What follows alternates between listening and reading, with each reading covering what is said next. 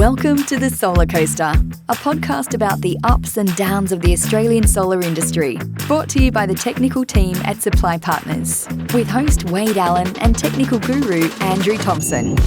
Okay, here we are. It's the Solar Coaster podcast. Hosted by Supply Partners, my name is Wade Allen. And I'm Andrew Thomson. And we will be your hosts each and every episode. We're also the spearhead of the technical team here at Supply Partners. And what is the Solar Coaster podcast? Well, it's helping you navigate through the ups and downs of this Australian solar industry. And there's plenty of them. Indeed, there is. But our aim is to help turn that chaos into stability and all the meanwhile, keep a smile on our face and hopefully be entertaining slightly, right? Let's enjoy that ride. Each and every episode, we will have on a new guest, an industry leader, or a thought provoker of some description. This episode, our first guest is Mark Cavanagh from MC Electrical. AT, you know Mark pretty well, don't you? I do. Mark has a pretty strong online presence. I think I first became aware of him maybe 8 years ago or so, probably when he first started putting his blogs online. I believe his online presence even extends overseas. Yes, apparently he's huge in Austria.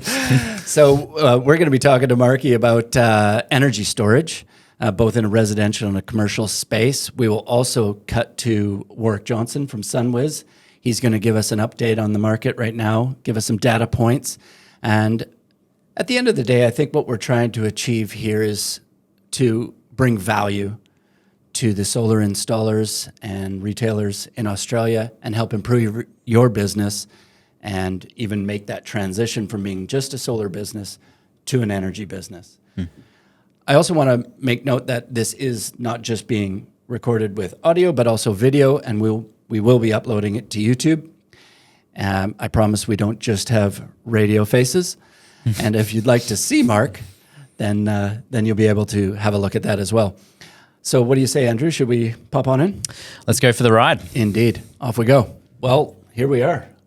We've finally done it. We've sat down. It's the Solar Coaster brought to you by Supply Partners. Andrew, do you have a song that you want to sing about the Solar Coaster? Solar Coaster. Yeah, there it is.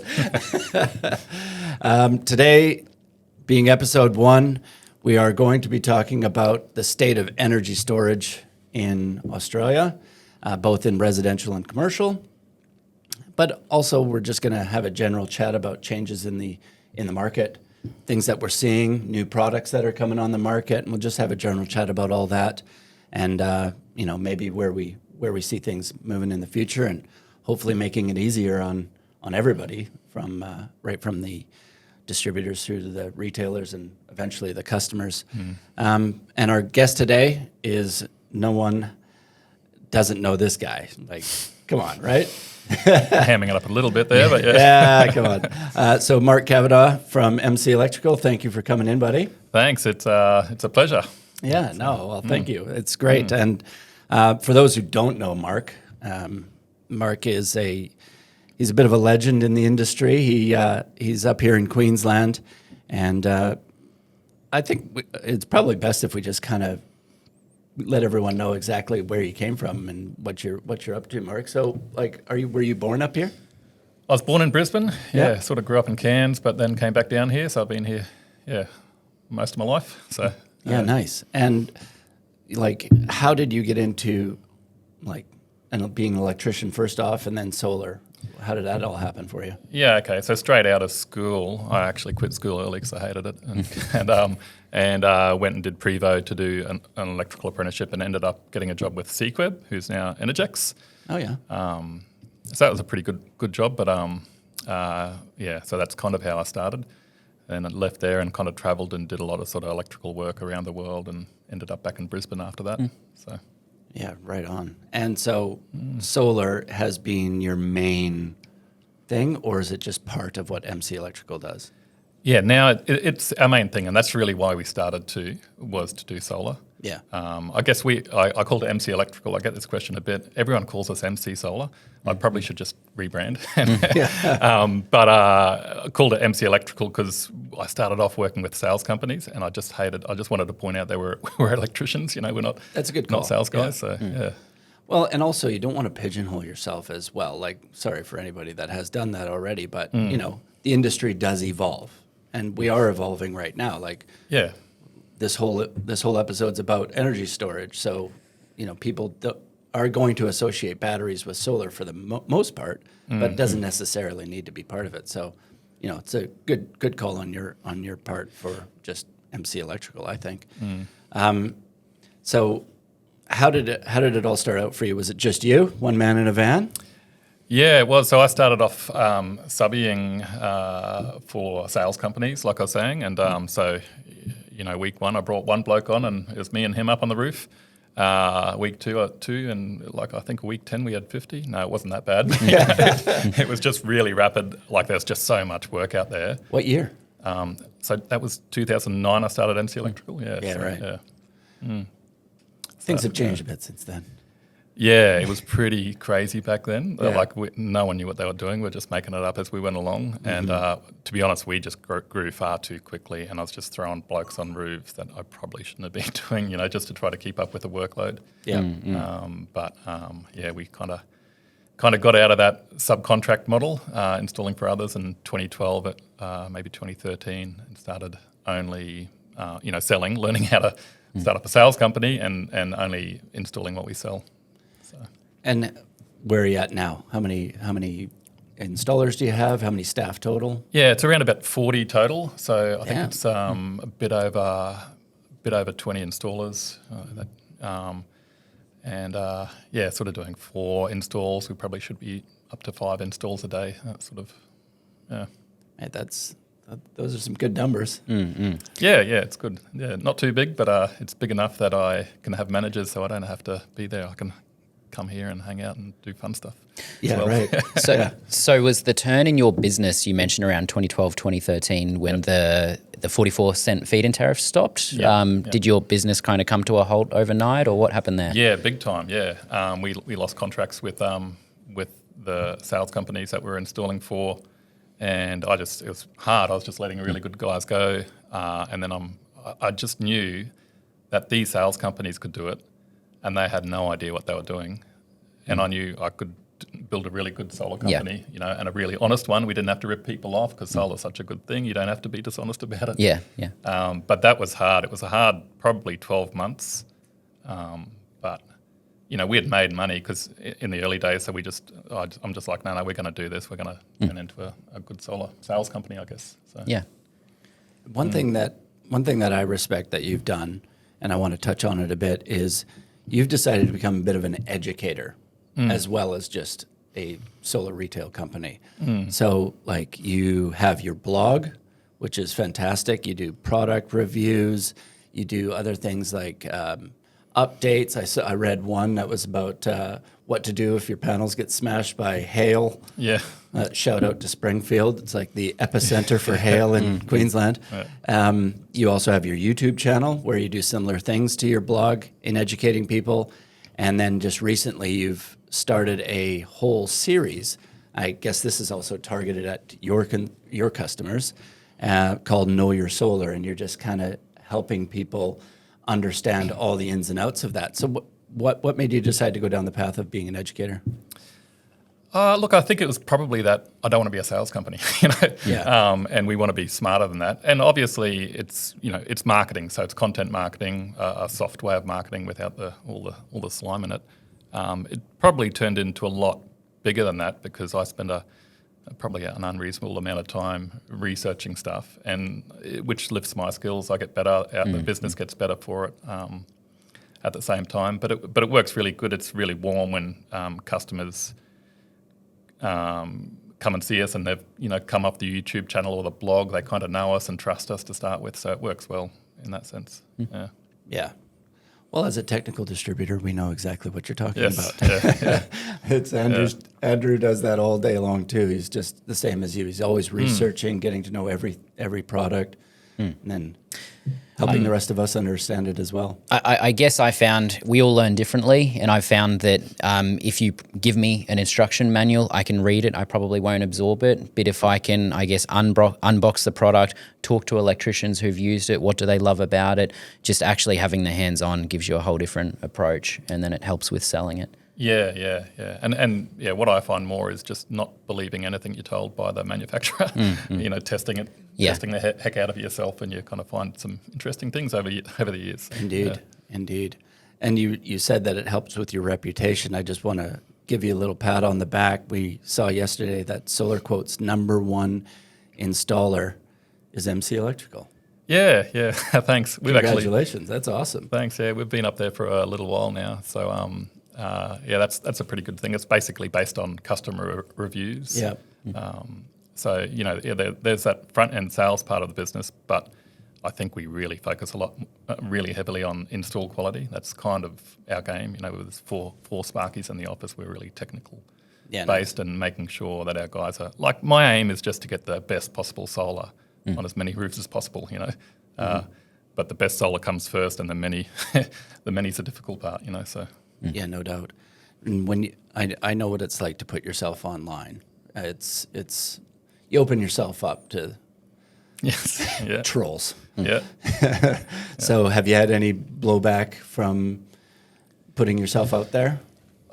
Yeah, there is. I mean, to be fair, it's probably a lot more positive, or maybe I'm just an optimist and I ignore the negative stuff. But yeah, I do a lot, which can be a little bit frustrating. Where I might bag out a product, but I'm not bagging out a product. I'm doing a technical review on it and pointing out the problems with the product.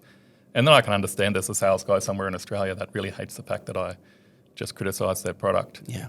And they'll have cheap shots, and I'm thinking, I wish someone could actually. I don't think I've really hardly ever had this where someone comes back to me and goes, no, you're wrong. That point was wrong. They just go, he's just trying to sell. I sell Fronius. He's just back on the product that he sells, and he's just gonna, But I guess we sell the products we sell because I've done the study. Yeah. So. Yeah, I noticed that actually that you just said that you sell Fronius. I think it was the beginning of last year. Was it beginning of 2022? That we went 100%? 100%? Yeah. What was behind that decision? Oh, look, I was, without naming names, we're installing other inverters on the market.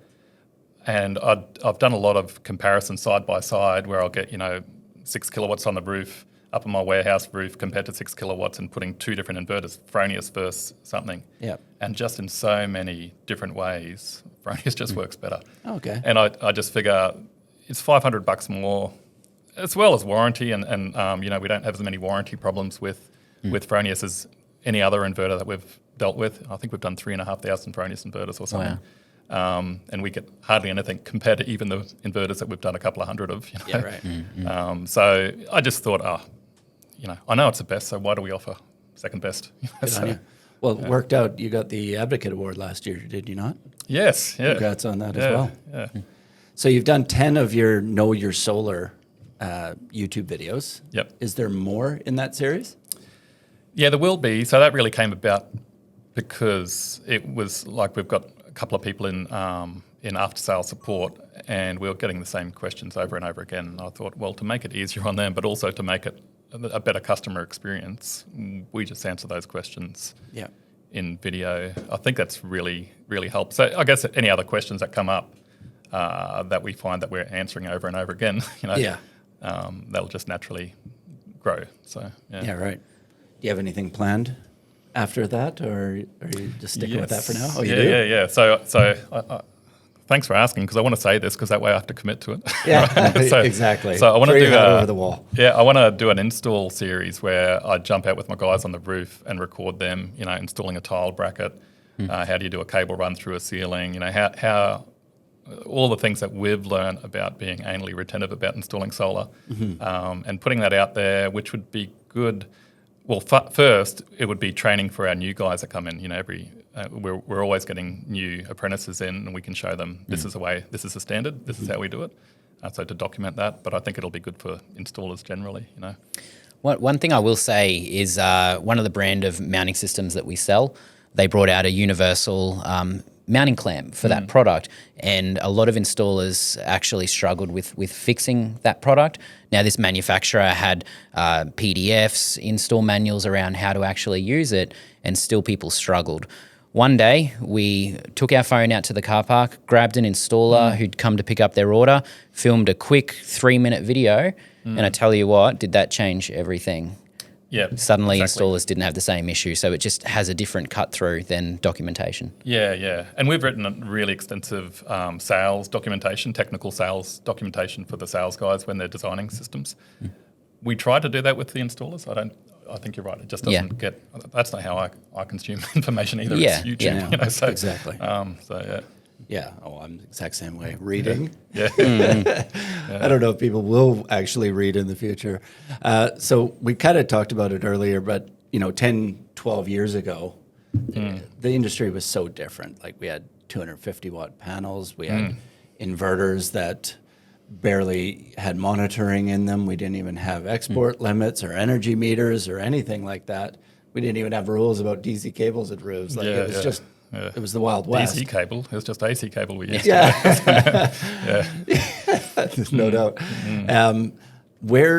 And just recently we've seen quite a few changes. Do you see more coming, like more compliance happening? Because I know it's starting to thin out the herd a bit with solar installers saying that, it's just too hard now. Yeah, I mean, the last 5033, I reckon it was a really good update. Some annoying parts to it. Which the last Australian standards about how to install solar. That shifted a lot of things. I think every time a new standard comes out, it'll keep improving. I think we've got a really good level of regulation out there already. The problem is not everyone follows it. Of course. Yeah. Well, we've got people out there checking people, but probably not enough of them, right? Not in Queensland. Oh, really? No, we can do whatever we want, and no one will know until the house burns down or something. So it's quite frustrating. So yeah. Well, we want to talk a little bit about energy storage, but part of what we're doing here on the Solar Coaster and what we want, some value we want to bring to everybody, is we want to cut to Warwick Johnston from SunWiz. For those of you who don't know who Warwick and SunWiz is, they're a company that basically bring a lot of data and strategic strategies for solar companies using that data. So we're going to cut to Warwick now, and he's going to give us a bit of an update on where we're at right now with market trends with regards to energy storage and PV and everything like that. Cool. And then we'll come back after that. Excellent. Hello viewers, here's a quick update on the PV and storage market from SunWiz. The year's got off to a great start for PV, certainly much better than it was last year, and we're seeing that volumes are 18% ahead of where they got to at the same point in 2022. We're still not doing as well as we did in that record year of 2021. We're behind that. The main exception, however, is commercial PV, which has got off to a cracking start and recording some record volumes for this time of year. With regards to energy storage systems, the attachment rate to PV systems certainly increased over the course of 2022. And SunWiz is currently in the process of determining exactly where it falls, but we're seeing some good significant indicators that it's going to be well above 12%, likely above 15% attachment rate. That's the number of batteries installed divided by the number of PV systems installed. That being the case, that would infer that there were over 50,000 energy storage systems installed last year, which would smash our previous records. SunWiz will have a finalised figure for that when we release our annual battery market report at the end of March.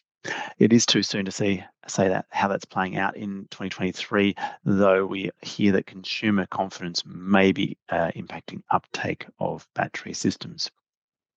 One thing when we look across the retail landscape of energy storage systems, one thing that's clear to us is that the businesses that focus on getting good at energy storage system sales are the businesses that are selling most of the volume. And in fact, one data source that we've seen showed that about a third of the total volume of batteries is coming from retailers that sell more batteries than they do PV systems. So there's something for you. On that note, we're finding that a lot of PV is being replaced when a battery is installed rather than just upgrading the PV system with some extra panels while you install a new battery system. Some data that's come to light shows that of all the PV systems that were installed last year, 20% were at a site which already had a PV system. So, and of that, actually 2/3 were replacement systems, whereas 1/3 were extensions. So it's more common to completely replace and repower a PV system. And we suspect that a strong driver of that is, of course, energy storage systems. We're also starting to see battery systems themselves being extended. So people who might have bought and installed a small battery last year or the year before are coming back and saying, well, now it's time to add some extra capacity. So there's another market for extensions. In commercial storage, we're also seeing that emerge as a growing market segment, though it's really still in its infancy. We do expect that as more EV chargers are installed at commercial premises, those buildings will be installing local energy storage systems in order to manage the peak pricing that they can get, as well as peak demand that they can be charged for. So expect to see some significant size commercial systems rolling out as Australia increases its EV uptake. That's all for me for the moment. Thanks so much. Okay, well, that's great info. Warwick actually let us know of another statistic afterwards of 20 gigawatt of rooftop solar now installed in Australia. What a milestone. I wonder what they projected in back in 2009 or whatever. Would we hit 20 gig by now? Like, that's a crazy. Actually, we should look up that data point. Yeah. Rain Man, when you're going.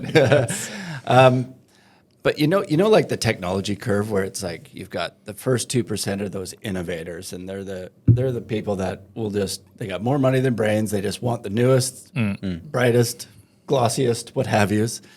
And then it moves to the early adopters or those innovators where it's still the early market, but it becomes a little bit more mainstream, and then bang, it moves into that mainstream market where the majority of people are. I think it's pretty safe to say that solar is well and truly in the middle of that now. There are predictions that the solar industry will actually slow down slightly over the next decade. Do you believe that? Yeah, I've heard Nigel Morris talk about that. What do they call it? Not the death spiral, no. The cliff or something like that. I don't know. Yeah. The solar cliff or whatever. I think it may just shift. It's just sort of maybe less solar, more energy storage. Who knows? But to tie that into energy storage, we're probably still well and truly almost maybe just moving out of those innovators into the early adopters. But I remember back in 2013, Andrew, you mentioned it earlier when the feed-in tariff dropped from 44 to 8, at least in Queensland. Yep. And our businesses just went overnight. Yep. And it became, all right, now, who's going to uptake solar? Is it commercial? But in the residential market, it became a sell your excess versus store your excess. So the very first battery system I ever put in back in 2013 was that really NEDAP power router. Do you remember that thing? Yeah. Okay. No, I don't. The That's green far machine. Out. That is early adopter. Yeah, stuff, totally. Oh yeah. Yeah. It was someone who's just like, well, this was Cairns actually, Right. and the power up in wherever I can't even remember where they were, but it was shoddy.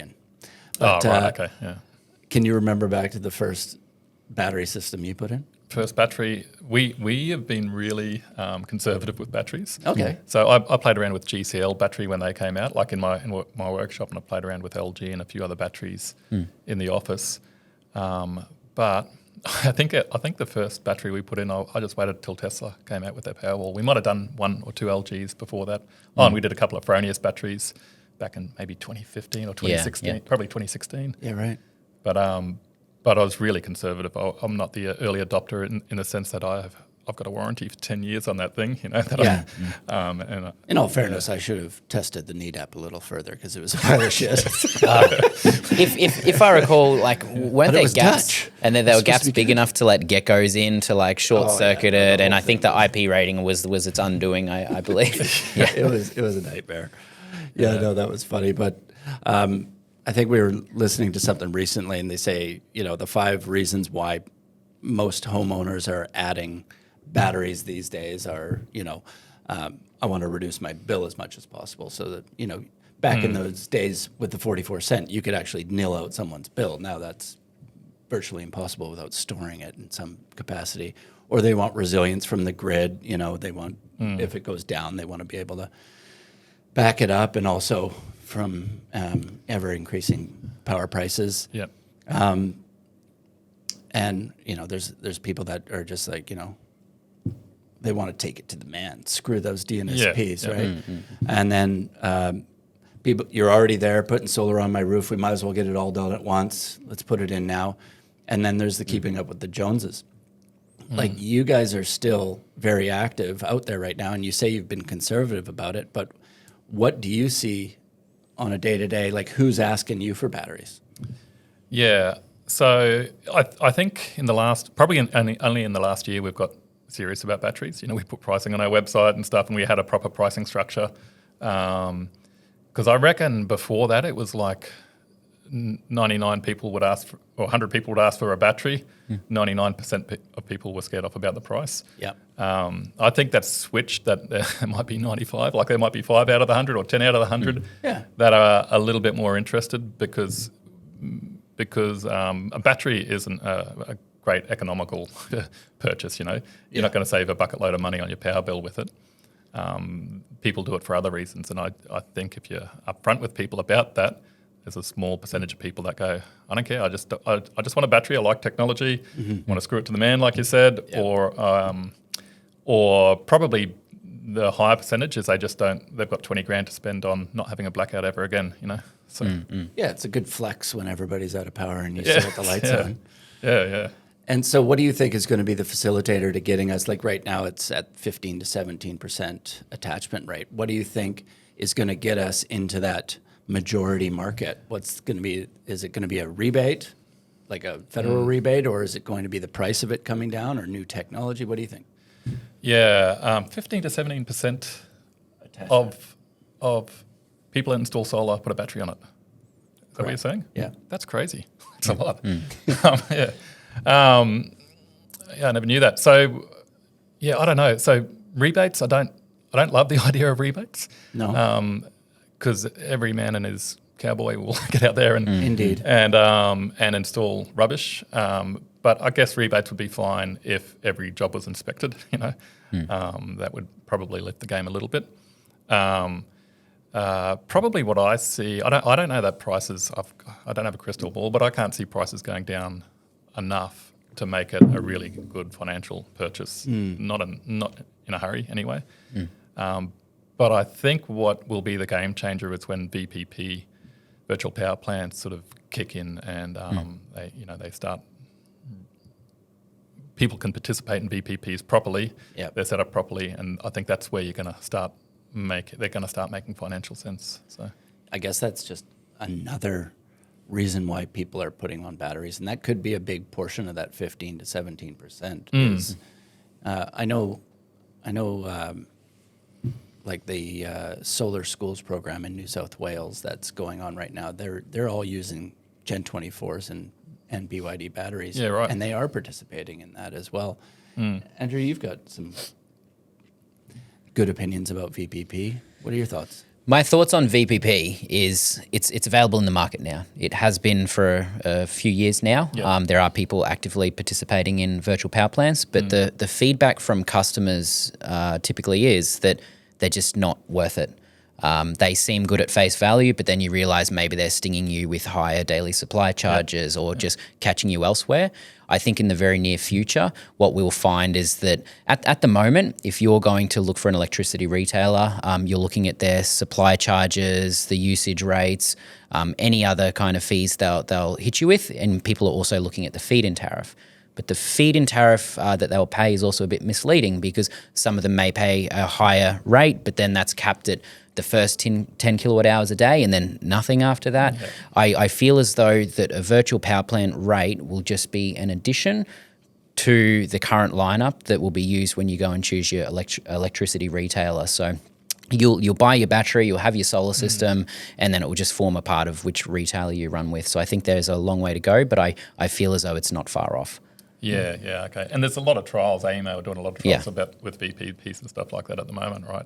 And we've recently, we're working with Nectar, who's a new electricity wholesaler, like AGL or Origin or whatever, or retailer, sorry. And we're doing a VPP with our customers. It's a really good deal for them. But But the VPP part of it is like $10 a month, $120 a year that you're getting for allowing them to. I mean, it's paying for the cycles, but that's not even what it's about. So they're not even cycling your battery yet. The VPPs haven't, just so in their infancy, they haven't started. Like Nectar and other companies, I don't think have started to be able to monetize it properly, have the infrastructure to make that happen. You know, that at 6 o'clock on a Friday night when demand goes crazy, for them to be able to say, no, bugger off gas, don't turn your turbines on. We're gonna discharge our batteries because we've got millions of them. You know, that's gonna. I think one of the difficult challenges as well is that how do you express the savings potential from a virtual power plant to your customer? I know some VPP providers have tried and that hasn't ended well. I guess no one can guarantee the amount of instances that the battery will be called upon. So it's very hard to, I guess, put a monetary value against that. It should just be treated as an added bonus and not your sole reason for going down that path. Yeah, okay, right. I think at the moment. Yeah, at the moment. Yes, definitely. Yeah. That's right, just a little bit of icing on the cake. But I think that's where batteries are going to, like when they get that all sorted out, I think that's where batteries are going to become mainstream. So. When we were talking earlier, we were actually having a conversation surrounding you got to make sure that you know what the battery and inverter are capable of too. Because sometimes you can have an inverter that can only discharge and charge at 22 amp and you have a battery that can do 50 or vice versa, and one of them is going to limit the other. And if you want to participate in a VPP and be able to just discharge that battery, but the inverter's going, I just like to go with this pace, sorry. You got to, and exactly what you said earlier, Mark, if you put that on a rebate scheme or VPP is going to be a bit of a scheme, and you get every man and their dog and their cowboy out there doing it, and no one really knows exactly. People are going to end up with the wrong thing for the wrong purpose, right? Yeah. And there's so many, like most of our customers, like I was saying, buy it for blackout purposes, you know, and you would assume, like people used to always assume if you've got solar panels on, you won't have when there's a blackout, your solar panels will keep giving you power. That was stupid like that. You know, but if you buy a battery, I think it should be fair to assume that you're going to have power in a blackout, but it's not the case. So like it doesn't necessarily work like that. So I think people have to be really careful when they're looking into batteries and saying, what does this? Don't just assume what this thing can do. I think even a lot of salespeople don't really know what the capacity or capability of that battery can do. So it's kind of a little bit of a minefield at the moment. So. The other issue I think that we face as well is people who are selling battery-ready systems. And what does battery-ready truly mean? Like, sure, you can go and add an AC-coupled battery down the track, but you need to make sure the DNSP will allow it because they'll class that as inverter capacity, and most of them have limits. But the other aspect to consider as well if you're selling a battery-ready system is have you actually scoped out the customer's place to make sure they have an area for the battery? Yes. We had an instance recently where we were provided a battery to trial, and someone very quickly put their hand up, I'll have it. And after thoroughly checking their place, we just simply couldn't find a spot suited to a battery that was both compliant and aesthetically pleasing for the homeowner, so they had to forfeit the free battery. Yeah, those regulations around about where you can install it.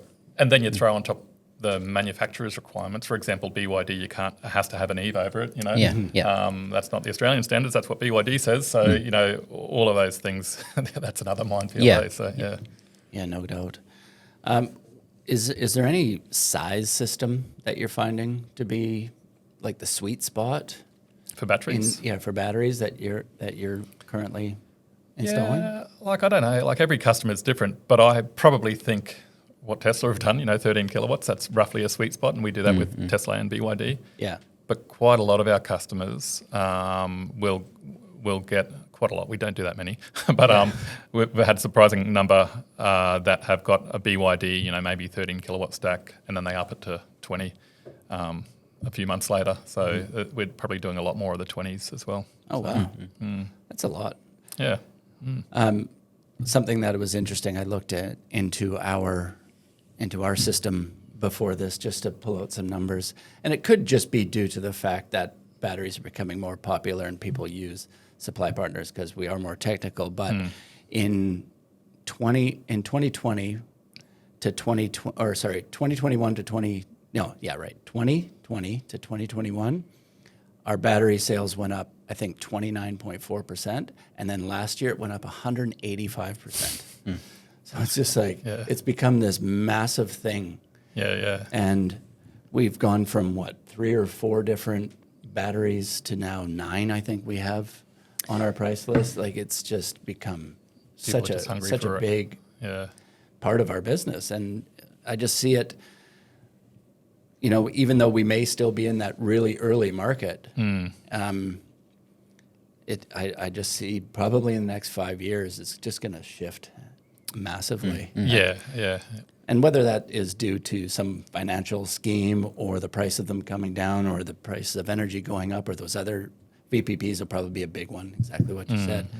It's just, it'll be interesting.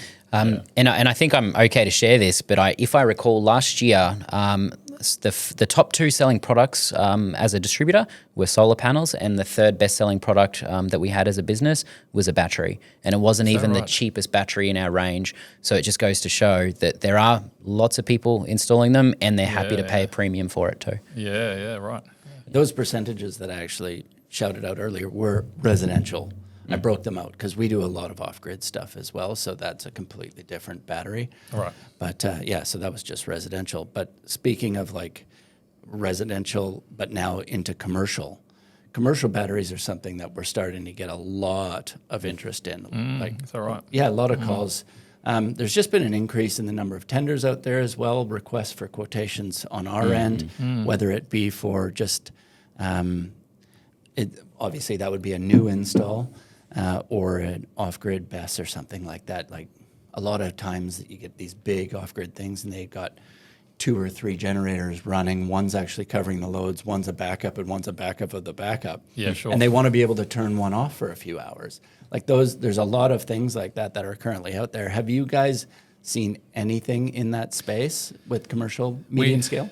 Yeah, no, we haven't. Medium under 100, you mean? Yeah, sort of like that 50 to 200 kilowatt hour. We don't do a lot in that space, but we generally stick to residential and smaller commercial, and do a few that are bigger.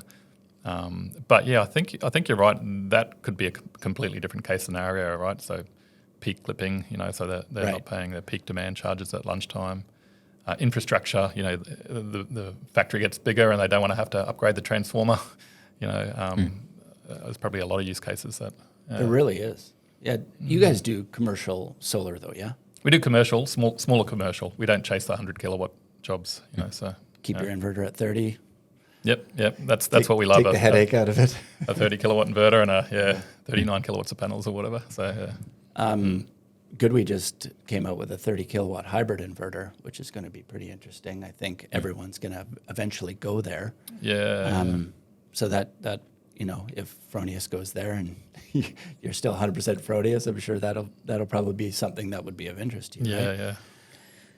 I think with the larger hybrids, where a lot of the need for that is coming from isn't so much about offsetting the usage, because that can easily be achieved just with stacking multiple inverters. But at the moment, the common largest hybrid size is a 10 kilowatt 3-phase. Now, as you mentioned before, you said that a lot of it is about resilience and backup. And a 10 kilowatt 3-phase, although it seems at face value 10 kilowatt, that's a lot of power. It's essentially 3.3 per phase, which in a blackout situation can be very limiting. All of a sudden, customer turns their kettle on. They've got a few other things on at the same time, potentially tripping. So suddenly, now that we're going to start to see these 15 kilowatt, 30 kilowatt hybrids, that's either 5 kilowatt a phase or 10 kilowatt per phase backup. So I actually can't wait to see some of the other manufacturers follow, and these larger hybrids should become the norm. Yeah, okay. I mean, you're probably not going to, unless you've got a big house, you're probably not going to put a 30 on there though. But you know, that's but yeah, that is an issue with the customers think they get a 10 kilowatt system with a big battery and it's bulletproof. It's not. You know, it's one of those other things that you really need to know what you're buying. So and it's all about that education, which you're all over. So I imagine you don't get too many phone calls from people kind of disappointed with something, the way it's performing, because a lot of that would be handled at the front end of the sale. Yeah, exactly. We did actually get one customer disappointed early on. But I've done a Fronius has and BYD have tables about how their system works. I don't think they're good enough, so I've kind of combined everything into one sheet that sort of tells the full picture from a customer's point of view, I think. So Okay. You know what is another one that I'm starting to see a lot of interest in, and this probably isn't going to pertain too much to you, but because when you do the big 100 kilowatt systems for businesses, not necessarily are they using all that power, right? Like there's going to be some potential clipping or feed in or whatever it may be with export limitation and what have you. Yeah. So there's a lot of AC coupling to existing systems. And there's a lot of companies out there that have put in 100 kilowatts. And we've recently partnered up with Orchestra. Have you ever heard of Orchestra? No. They were at the Smart Energy up here in Brisbane last year, and the presentation just blew our mind. It's basically a software that creates feasibility reports almost instantaneously and in hundreds of scenarios. I have heard of this, yeah. Okay, Yeah. So something that would normally take you a week to do in a spreadsheet is done in like 45 seconds. And you can and you can enter in the customer's load profile if you want, if you have that much information, which is obviously the best thing. Yeah. Or you can even just go, they're a steel manufacturer in Brisbane on this tariff. Give me what an average looks like in that. And then you could start applying models to it and be like, okay, well, give me a solar system from 30 to 200 kilowatt. Give me batteries from 30 kilowatt hours to 200 kilowatt hours. And it runs all these things and it just brings out like net present value or return on investment or Is that right? Wow. maximum reduction of your bill. And it gives you this whole thing. It's just incredible. What's that called again? Orchestra with a K, not a C. Right, okay. Yeah, Cool. We'll be doing a webinar on this exact thing in the next month. Yeah, okay. So watch this space. yeah. Cool. It came at a perfect time because in the past, the hurdle has actually been finding the right product. Some of the products you'd have to have custom built overseas, high expense to that, long lead time. Maybe the local service wasn't there. But we're in a position now where a lot of the manufacturers, Goodwe, BYD, Power Plus, they're all coming out with their own CNI battery solutions, best systems. So the product's there.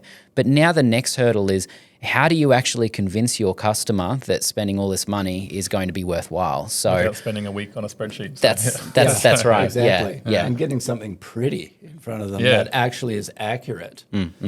That's where this thing comes in, and it's just next to none. Like there's nobody doing this, and it's just such a great tool. Because if you have an existing customer and you can pull that data off the inverter and off the energy meter and everything, and figure out exactly what's going on, you can input all that data, and then it'll go. Right. Actually, if they just added a 30 kilowatt hour battery on here, it could do this, and save them this. Because chances are we're 4 or 5 years down the track from when you installed it. First off, that thing's been paid for. Yeah, okay. And now it's what else can we do? Yeah, And sure. so it's opening a whole new field for retailers to not only go to new customers with solutions over and above just PV, but it allows you to go back to that big list of old customers that you have. Or someone else who's probably out of business by now. Yeah. That's done it. Exactly. Yeah. That's when you're just scrolling. You got one guy in your office scrolling Google, just looking for PV on top of businesses. Yeah. Yeah, so it's a pretty cool area. Yeah, okay. And that you'd only use that on larger commercial systems? Well, you can do it. You can do it Anyway. on small systems too. Right. But Yeah, right. Cool. yeah. The big one that I've found recently is there are some just very large commercial customers based in Brisbane or around Australia that historically solar just hasn't stacked up for them because they're on such low electricity rates. No one's been able to come to them with a proposal that has brought an ROI that made it worthwhile for them to drop all that cash on the system. Now suddenly you're getting some of these customers that have or had $300,000 a month electricity bills. Suddenly it's turning into $1 million a month electricity bills. Now for a system that they will need, the size of it, that could be 12 plus months of design work that goes into that, procuring the products. Now, if they had have done it already, then essentially that could potentially be $700,000 a month that they're saving, but they're doing that now. So these sorts of systems that come online, such as Orchestra, having the products available, if we can shave off a month, 2 months of the design work, then that's going to essentially, that could be the savings. Oh yeah, pays for the software pretty quick. Yeah. There's also another aspect to batteries from your business that makes sense? I know back in 2011 when we were doing 5 kilowatt systems and they were like $16,000, and that wasn't bending anybody over. That's either. right. That was just the cost of everything.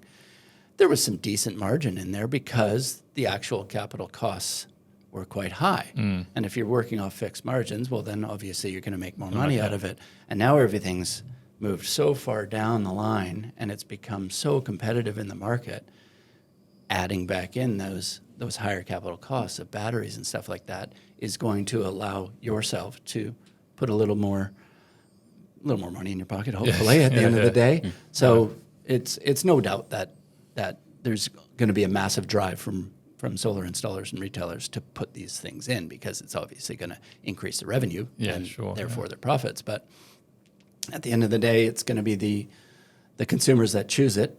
And I suppose if we're all being honest and like you are and doing the right thing by them and letting them know all the information, then letting them make the choice. Yeah.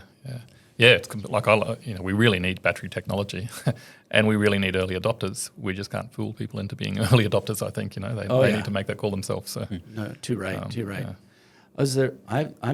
I'm pretty good. Are you guys good? I'm good. Yeah, right. Awesome. Well, thanks for coming in, Mark. That was awesome. Yeah, I that was a good appreciate chat. it. Thanks. I appreciate it, and you're a legend in the industry, and we really, really want to thank you for coming in and being with us today. Yeah, thanks very much. It was a good time. Thanks, Mark. Cool.